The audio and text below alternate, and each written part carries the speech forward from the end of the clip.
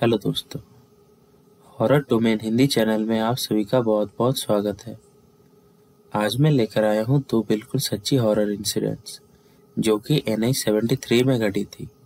दोनों ही घटना बहुत ही ज़्यादा डरावनी है, तो अपना हेडफोन्स लगाइए और बने रहिए वीडियो के अंत तक। लेकिन उससे पहले अगर आप मेरी आवाज़ पहली बार सुन रहे हैं तो अभी के अभी चैनल को सब्सक्राइब करें और उसके बगल में जो बेल आइकॉन है उसे ऑल पर सेट करें, ताकि जब भी मैं नया वीडियो डालूं तो आपको सबसे पहले पता चले। तो चलिए शुरू करते हैं। पहली घटना अर्जुन जी की है, जो कि मेरे ही एक सब्सक्राइबर है।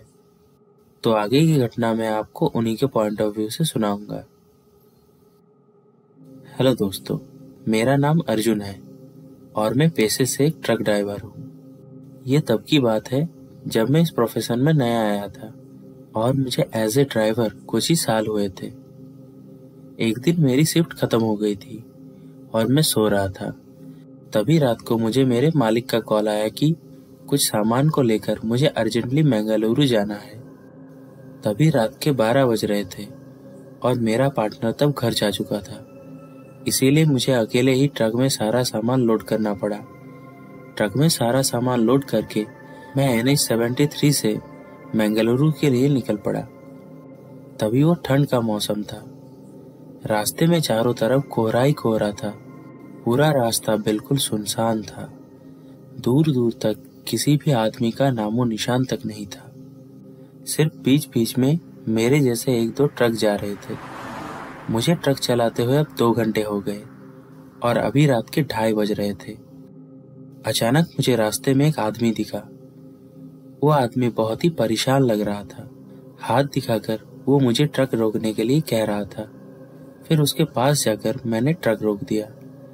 मैंने देखा कि उसके सर से बहुत ज्यादा खून निकल रहा है। वो आदमी कतराते हुए मुझसे कहा कि भाई साहब, मेरी कार की एक्सीडेंट हो गई है, मुझे प्लीज आप हॉस्पिटल लेकर चलिए। उसका इतना कहते ही मैंने उस तरफ नजर घुमाया जहां पर वो आदमी इशारा कर रहा था। उस समय कोहरा बहुत ही ज्यादा था, इसीलिए मुझे ज्यादा दूर तक दिखाई नहीं दे रहा था। कहाँ है आपका कार भाई साहब? ये कहकर जब मैं उसकी ओर पलटा तो वहां कोई नहीं था।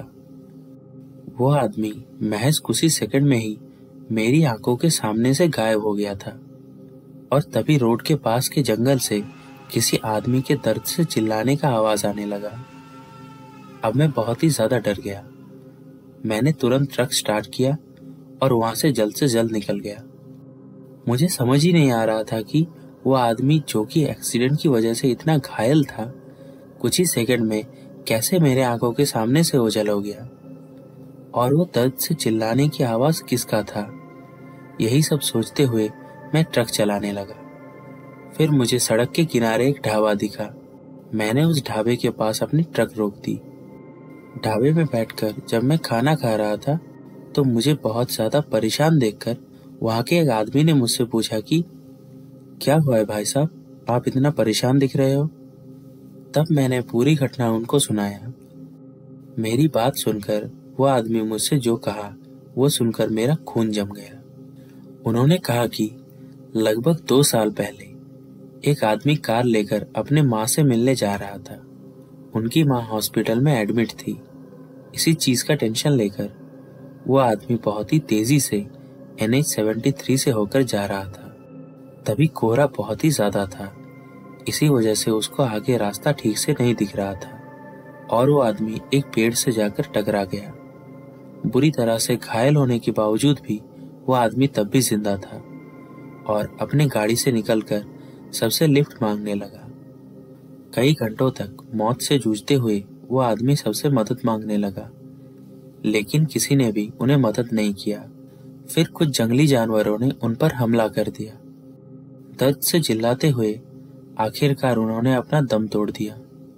आपने जिसको कुछ घंटे पहले मदद मांगते हुए देखा था वो और कोई नहीं बल्कि उसी आदमी का आत्मा था, जिसे अभी तक शायद मुक्ति नहीं मिली। उसी सड़क पर आज भी वो सबसे मदद मांगता है। तो ये था दोस्तों पहली घटना। और अब दूसरी घटना जो मैं आप लोगों को सुनाने जा रहा हूँ वो सैंडली कोच्चर जी ने कोरा पर शेयर किया था। तो आगे की घटना मैं आपको उन्हीं के पॉइंट ऑफ व्यू से सुनाऊंगा। दोस्तों, आज जो डरावनी घटना मैं आप लोगों को सुनाने जा रही हूँ वो मेरे सासू माँ के साथ घटा था, और उस घटना की वजह से आज भी वो बहुत ही ज़्यादा परेशान है। लगभग 15 साल पहले की बात है।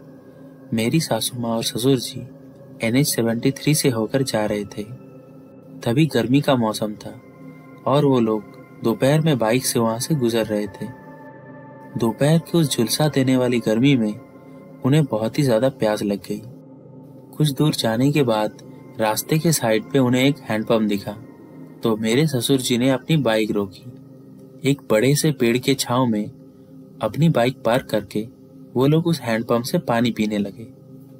पानी पीकर वो लोग अपने रास्ते में आगे बढ़ ही रहे थे कि अचानक मेरी सासू माँ को ऐसा लगा कि किसी ने पीछे से उनका नाम लेकर उन्हें बुलाया। उन्होंने पीछे मुड़कर देखा तो वहां कोई नहीं था। उस दिन के बाद से ही उन्हें रात को ठीक से नींद नहीं आती थी। जब भी कभी उनकी आंख लगती थी तो उन्हें मरे हुए लोगों के सपने आते थे। हमारे परिवार में जब भी कुछ अनहोनी होती थी तो वो घटना उन्हें पहले ही दिखाई देती थी। पहले तो मेरे सासू माँ को लगा कि ये कोई तेजा हुआ है और वो इस चीज को नजरअंदाज करती थी। फिर समय के साथ साथ उनकी तबीयत और भी ज्यादा बिगड़ने लगी। इनसोम्निया के चलते उन्हें PGI चंडीगढ़ में भर्ती किया गया, लेकिन दवाई की मैक्सिमम डोज लेने के बावजूद भी उनकी तबीयत में कोई सुधार नहीं आई। दोस्तों, मेरे शादी के बाद जब मैं ये घटना सुनी, पहले तो मैंने इसको एक मजाक की तरह लिया, लेकिन उसके बाद कुछ घटनाओं ने मुझे इस पर यकीन करने पर मजबूर कर दिया। आज से 20 दिन पहले जब मेरे पति के बड़े पापा हॉस्पिटल में भर्ती थे, तभी मेरे सास ने उनकी मौत के बारे में पहले से ही बता दिया था। और हैरान कर देने वाली बात तो ये है कि सासू माँ ने जैसे कहा, बड़े पापा की मौत उसी समय और उसी तरह हुई। आप जरा सोच कर देखिए कि वो इतने सालों से किस दर्द के साथ जी रही है। तो ये था दोस्तों आज की दो बिल्कुल सच्ची कहानी। इन दोनों घटनाओं में से आपको कौन सा सबसे ज्यादा डरावना लगा, आप हमें कमेंट्स में बताइए। अगर आपके साथ या आपके किसी पहचान वाले के साथ भी कभी कोई पैरानॉर्मल इंसिडेंट हुआ है तो आप भी हमें इंस्टाग्राम पर वो स्टोरी भेज सकते हैं। इंस्टाग्राम का लिंक मैं नीचे डिस्क्रिप्शन में दे दूंगा। अगर आपको ये वीडियो अच्छा लगा तो इस वीडियो को लाइक करें, अपने दोस्त और फैमिली के साथ इस वीडियो को शेयर करें, और ऐसे ही रोचक और सच्ची हॉरर स्टोरी सुनने के लिए हमारे चैनल को सब्सक्राइब करें। मेरे चैनल की बाकी हॉरर स्टोरीज भी आप जरूर सुनिएगा। आप चाहे तो हॉरर डोमेन हिंदी का टेलीग्राम चैनल भी ज्वाइन कर सकते हैं। टेलीग्राम चैनल का लिंक मैं नीचे डिस्क्रिप्शन में दे दूंगा। मिलते हैं आपसे अगली वीडियो में कुछ ऐसे ही रियल हॉरर स्टोरीज के साथ। तब तक के लिए जय श्री कृष्ण।